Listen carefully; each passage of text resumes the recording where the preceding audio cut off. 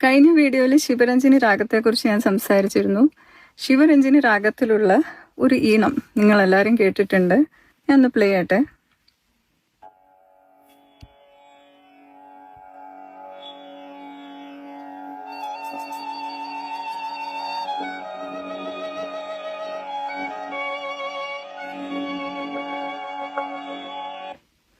ഗരിഗാരി സദാ രി സദപ ദസദപ.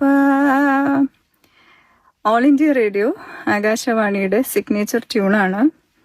ഈ ട്യൂൺ കമ്പോസ് ചെയ്തത് വാൾട്ടർ കോഫ്മാൻ എന്നൊരു ജൂത കമ്പോസറാണ്. ജൂയിഷ് കമ്പോസർ മാത്രമല്ല, ജൂയിഷ് റെഫ്യൂജി കൂടിയാണ്.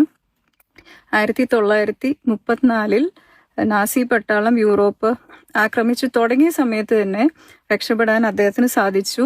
അദ്ദേഹം ഒരു കപ്പലിൽ കയറി ബോംബെയിൽ വരികയായിരുന്നു. പിൽക്കാലത്ത് അദ്ദേഹം പറഞ്ഞിട്ടുണ്ട് ഇന്ത്യയിലോട്ടുള്ള വിസയായിരുന്നു എളുപ്പം. അങ്ങനെ ഇന്ത്യ.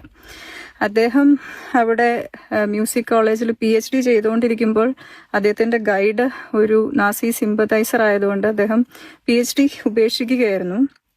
എന്തായാലും ബോംബെയിൽ എത്തിയതിനു ശേഷം അധികം വൈകാതെ തന്നെ അദ്ദേഹം ബോംബെ ചേംബർ ഓർക്കസ്ട്ര രൂപീകരിച്ച് നിരവധി പരിപാടികൾ അവതരിപ്പിച്ചു വന്നു.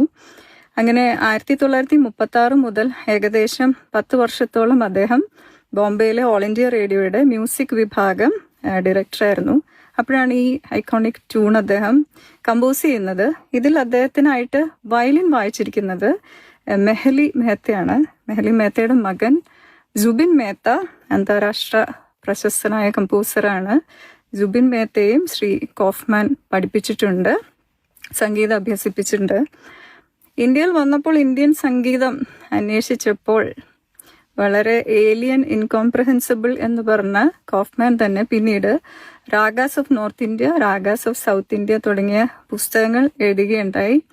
പിന്നെ compositions, independent compositions like Indian piano concerto, പിന്നെ നവരത്ന, അനസൂയ, അങ്ങനെ നിരവധി മോണുമെന്റൽ എന്ന് പറയാവുന്ന വർക്കുകൾ അദ്ദേഹം ചെയ്തിട്ടുണ്ട്. 14 വർഷത്തോളം ഇന്ത്യയിൽ ജീവിച്ചതിന് ശേഷം അദ്ദേഹം പിന്നീട് ഇംഗ്ലണ്ടിലോട്ടും കാനഡയിലോട്ടും പോയി. ഫൈനലി 1984 മരിക്കുന്നത് വരെ അദ്ദേഹം അമേരിക്കയിലെ ഒരു യൂണിവേഴ്സിറ്റിയിൽ മ്യൂസിക് വിഭാഗം പ്രൊഫസറായിട്ട് അദ്ദേഹം സേവനമനുഷ്ഠിക്കുകയായിരുന്നു. ഏതോ ഒരു സിനിമയിൽ ശ്രീ തിലകൻ പറയുന്ന പോലെ ആളെ വേണ്ടത്ര പരിചയമില്ലെന്ന് തോന്നുന്നു എന്ന് പറഞ്ഞ പോലെയാണ് വാൾട്ടർ കോഫ്മാനെ ഇന്ത്യൻസിന് അത്രയ്ക്ക് അങ്ങോട്ട് പരിചയമില്ലെന്ന് തോന്നുന്നു. എന്തായാലും